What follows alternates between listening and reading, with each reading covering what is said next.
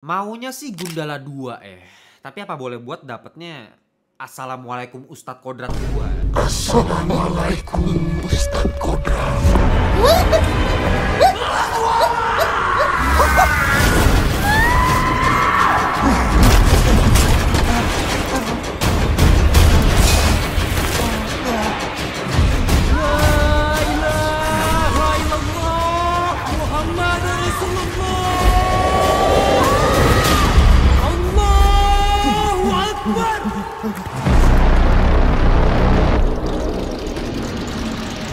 Ya seperti yang udah gue bilang dari video kapan tahun ya, kalau misalnya masih ada disparitas yang cukup tinggi dalam segmentasi pasar penonton film di Indonesia. Itu yang menyebabkan Bumi Langit Universe kita gagal, superhero lokal kita gagal.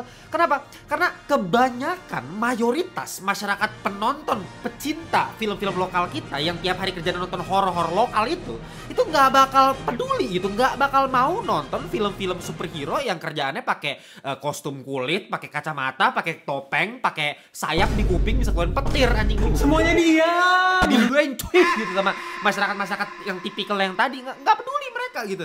Tapi kalau misalnya udah ada superhero yang kayak begini, astagfirullah, terus habis itu iblis lawannya kayak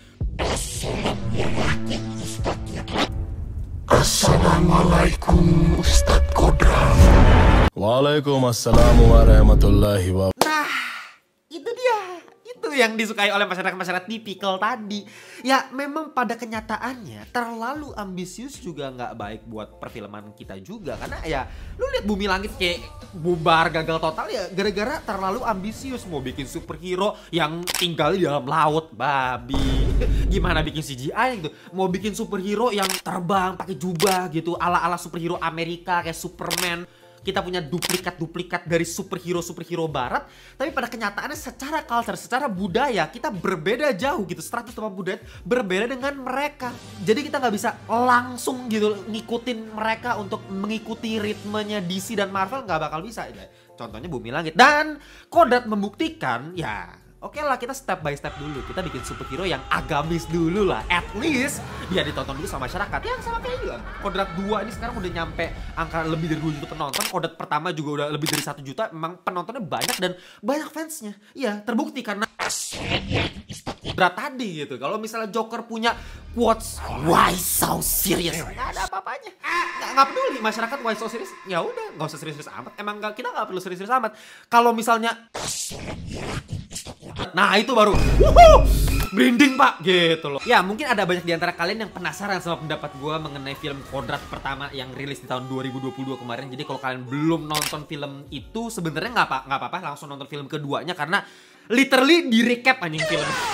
Film yang pertama tuh di recap, ditaruh di title sequence film keduanya ini. Jadi ya udah tau lah gambaran besar. Oh film pertama kayak begini ya dari nonton film yang keduanya langsung. Cuman kalau kalian pengen nonton ulang yang film pertamanya itu ada di Prime Video ya. Karena gue juga udah pernah nonton ulang juga film Kodrat yang 2022 ini. Yang ceritanya memang sangat-sangat sederhana bisa gue bilang. Cuman menceritakan seorang Ustadz Kodrat yang memang ahli ruqyah. Tapi dia gagal untuk menyelamatkan anaknya sendiri yang bernama Alif nih. Nah si Alif ini kerasukan tapi dia gagal dan Alif ini mati. Nah beberapa tahun kemudian dia bertemu dengan ibu-ibu yang kebetulan nama anaknya Alif juga. Dan karena namanya sama anaknya dia, sama-sama Alif, makanya dia tergerak untuk menolong anak ibu tersebut. Why did you say that name? It's his mother's name.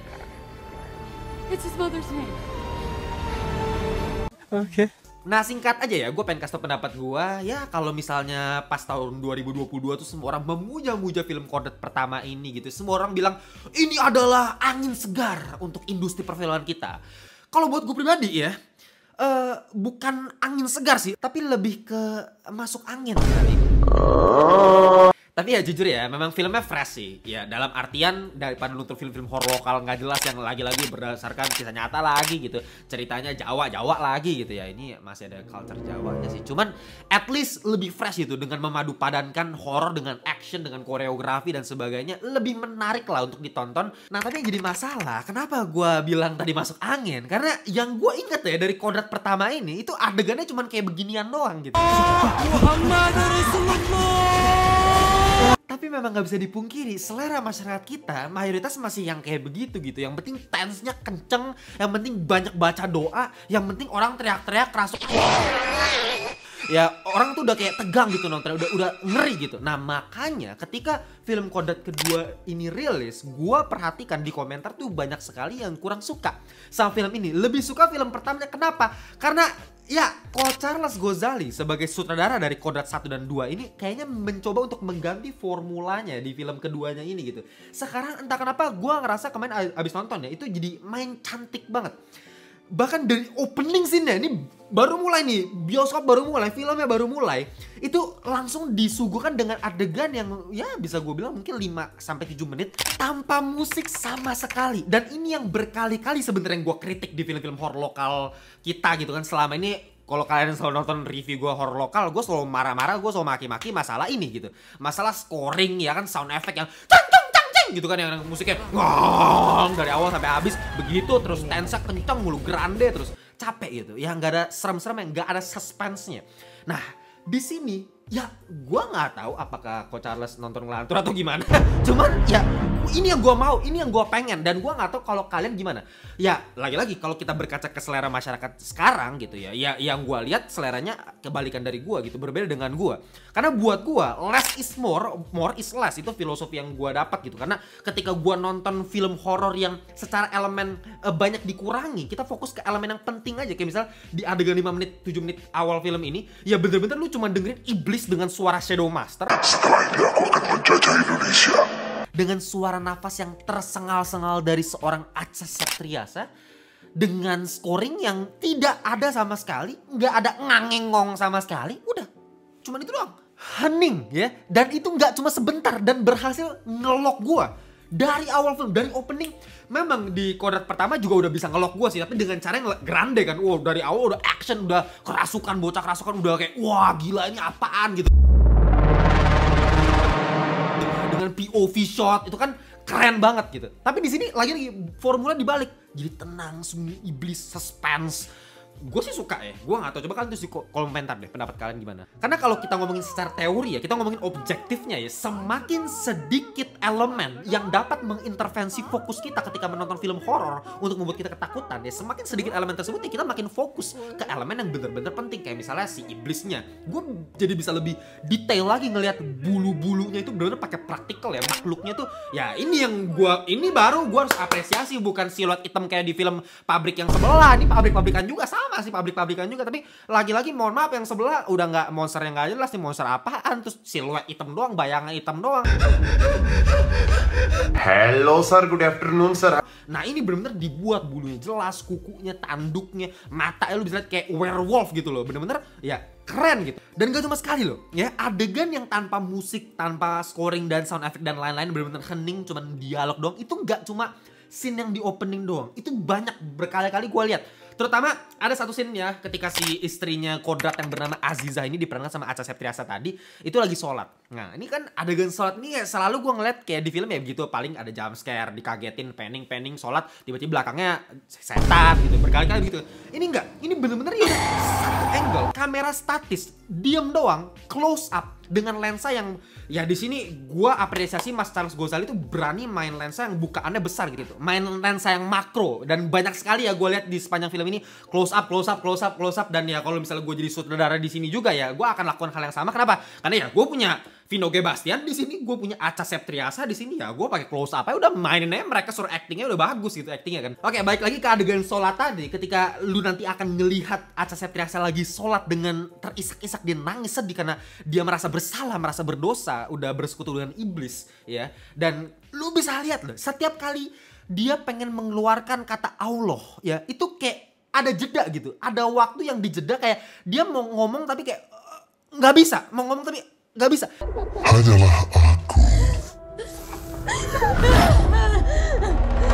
Itu menandakan seberapa merasa bersalahnya dia gitu, merasa nggak layak untuk sholat, untuk meminta bantuan Tuhan lagi gitu. Itu keren banget, dan actingnya natural gitu. Dia nangis, bener-bener nangis, dan long take, nggak ada cut sama sekali. Bener-bener ya udah statis kamera, bener-bener ya udah Acha Septriasa silakan ngomong aja sini, sholat sendiri gitu. Keren banget sih. Dan karena ini film horror action, udah pasti kita akan bahas masalah action ya, koreografi hand to hand combatnya, karena itu yang menjadi daya tarik dari film Kodrat ini kan. Oke, di film kedua ini jelas meningkat. makin keren lagi secara koreografi. Gua makin suka, makin indah dan makin banyak ya. Berantem fighting sequence-nya tuh lebih banyak jauh dibandingkan film pertama. Ya udah yang ya cuman di bagian akhir doang ya. Selebihnya cuman ya komat kami baca doa, udah begitu doang, kayak ya udah rukiah aja gitu. Ya koreografinya nggak sekompleks yang di film keduanya. Ini film kedua udah bener-bener gua rasa udah film action yang lebih proper lagi. Dan gua sebagai atlet bela diri ya, gua kan atlet bela diri ya, gua sebenarnya nggak terlalu sering impress sama film-film lokal kita kalau ngomongin hand to hand combat. Ya The Raid udah pasti paling bagus ya, The Raid 1, The Raid 2. Tapi film-film kayak misalnya Mas Timo Cahyanto yang orang bilang keren, actionnya bagus, tapi gua rasa masih banyak yang sebenarnya B aja gitu ya. Kecuali Headshot menurut gua bagus banget hand to hand combatnya. Selebihnya ya nggak terlalu impress lah gua kalau nonton film lokal kita masalah hand to hand combat. Tapi ya di film ini entah kenapa meskipun lebih light ya, kesannya lebih ada komedinya gitu, yang bukan yang brutal kayak film-film Mas Timo Cahyanto gitu. Enggak. Ini bener-bener ya udah lightnya berantem biasa ya, tapi koreografi tuh indah. Technicalnya tuh tangkisan pukulannya tuh enak dipandang sama mata gitu. Gimana sih Vino Gebastian pas lagi di warung terus dia gunain botol saus, dia tancepin ke mulut orang.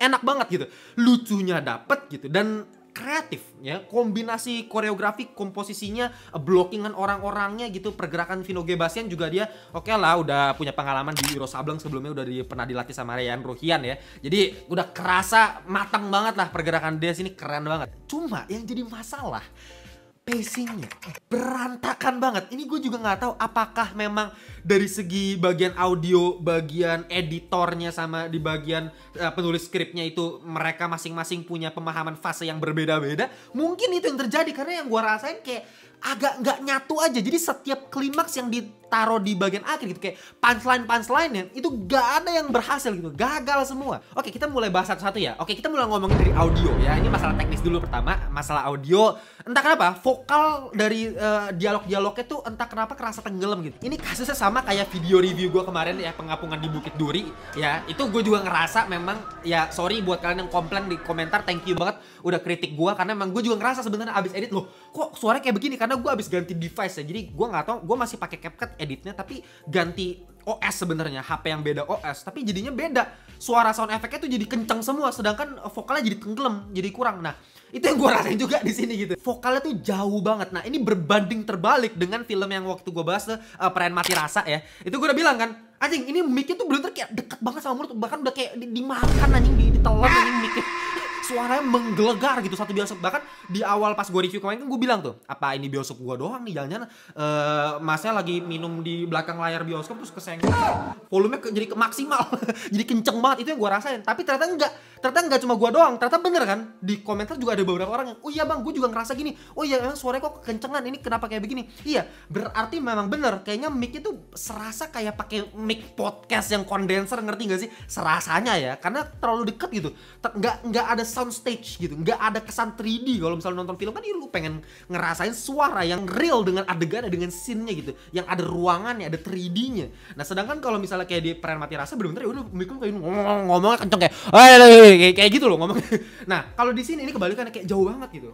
Gua sih ngerasa gitu ya. Dan kedua, sound effect-nya entah kenapa nggak nampol sama sekali gitu. Padahal banyak action, ini penting sekali. Action tuh penting banget. Ya kalau lu nonton film-film bela diri Cina, martial arts gitu ya, itu biasa dibikin lebay sebenarnya sound effect-nya ya, dengan kayak misalnya kalau orang mukul. Nah, itu kan ada kainnya gitu. Tuh, ya kan? Kalau tangkis tuh ada ini ya. Jadi kalau misalnya ada orang pukul pap, itu ada dang gitu. Itu bikin kita lebih heboh gitu, nontonnya kayak lebih seru, lebih excited. Nah, tapi di film ini itu enggak, itu kayak kurang, sound effect-nya kecil gitu, enggak yang gebak-gebuknya nggak kerasa. Orang kebanting ke lantai juga nggak ada suaranya gitu ya kan, ada barang hancur nggak ada suaranya gitu. Kalau tangkisan, pukulan, tendangan, orang mental nggak nendang sama sekali gitu, jadinya nggak asik nontonnya ya. Padahal koreografinya cakep, indah kan, matanya secara visual tuh cakep, audionya kurang banget gitu. Nah, sekarang kita masuk ke masalah pacingnya tadi nih. Apa masalah di audionya? Nah, audionya ini menurut gue kapan masuk scoring, kapan scene dibikin hening, dibikin sunyi senyap gitu, kapan musik dibikin crescendo, pelan-pelan meningkat intensitasnya, itu entah kenapa kayak berantakan aja. Gue nggak ngerasa enak aja nontonnya. Nah, itu yang mungkin para penonton tuh rasakan. Kenapa banyak yang lebih suka film pertamanya? Karena film pertamanya menurut gue justru benar tuh, masalah fasenya, masalah audionya bener semua. Nah, sedangkan di film keduanya ini gitu, kayak ya gue nonton di bioskop kemarin, lagi-lagi apakah bioskopnya gue harusnya enggak, harusnya XX1 punya settingan yang sama harusnya, jadi harusnya nggak bakal masalah. Berarti dari sananya gitu. Coba kalian tulis di komentar lagi-lagi ya, gue nggak tahu. Karena kurang enak aja, kurang puas gitu nontonnya ya. Fungsi fase itu kan untuk mengatur nafasnya penonton, kapan kita harus dibikin tegang, suspense, nahan napas gitu. Kapan kita kayak, weh ayo gitu kan. Itu semua diatur lewat fase gitu. Assalamualaikum, Ustadz Kodrat. Kalau scoringnya dibikin telat masuk dikit aja itu udah fatal menurut gue, fail langsung gitu. Karena ya gagal untuk ngedeliver emosi. Karena timing itu sangat-sangat penting gitu. Ini masalah fase, kita ngomongin fase ya. Dan masalah sound design juga, ini juga biasa banget, kayak kurang banget gitu. Lu banding sama Pabrik Gula ya, mohon maaf ya Pabrik Gula gue komen maki-maki kayak begitu. At least sound designnya keren banget itu, atmosferik banget. Lu bayangin sound design-nya Pabrik Gula dimasukin ke Kodrat pasti jadi jauh lebih bagus lagi. Contoh ya, ada satu adegan ketika si Kodrat ini hand to hand combat fighting 1 vs 1 lawan salah satu kepala dari pabriknya lah bisa dibilang gitu. Nah itu kan sebenarnya komedi ya, vibes itu komedi. Tapi dibikin ya udah hening gitu.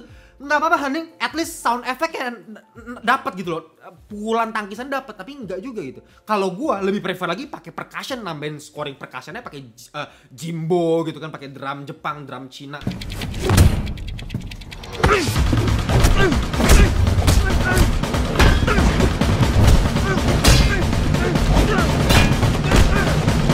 Jembatan bridging ke film ketiga aja, ini kayak mau dibuat trilogi atau franchise mungkin universe Kodrat ya gue nggak tahu sih, cuman nggak gini juga caranya gitu. Mau dibikin gantung nggak masalah, gantung gue nggak ada masalah, tapi tetap harus ada klimaks, harus ada ujungnya, dan ini nggak ada ujungnya. Ini bener-bener cuman ngasih arc antara Kodrat sama istrinya doang gitu, gimana istrinya bisa akhirnya menyelesaikan masalah dengan si iblis karena dia minta bantuan iblis dan dia pengen bertobat, udah gitu doang. Nggak ada masalah lain. Dan ya paling subplotnya di pabrik gitu, ada pesugihan di pabrik gitu, tumbal proyek, udah gitu doang gitu.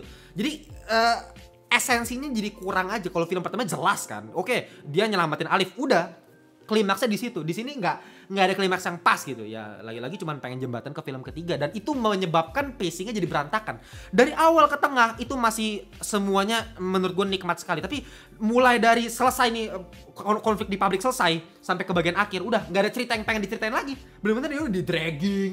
Bagian si istrinya itu kan sama iblis setan itu panjang banget dan boring ya, dari tengah sampai ke akhir. Itu aja sih sebenarnya masalahnya. Kalau kalian tanya file score dari gue untuk Kodrat 2 ini, gue akan kasih 7,7/10 alias mediocre. Ini udah bagus banget untuk kategori film lokal. Gue jarang sekali kasih di atas 7,5 tuh. Waduh, apalagi 7,5 gitu, 8 lebih susah lagi gitu kan. Jadi ini udah termasuk oke, karena gue sangat menikmati gitu gimana dialognya disajikan, actingnya bagus, koreografinya makin seru kayak nonton Jackie Chan. Seru. Sayang di bagian tengah ke akhir entah kenapa ya, itu mungkin karena memang ini setupnya film kedua, pengen ke film ketiga biar nanti klimaksnya di film ketiga.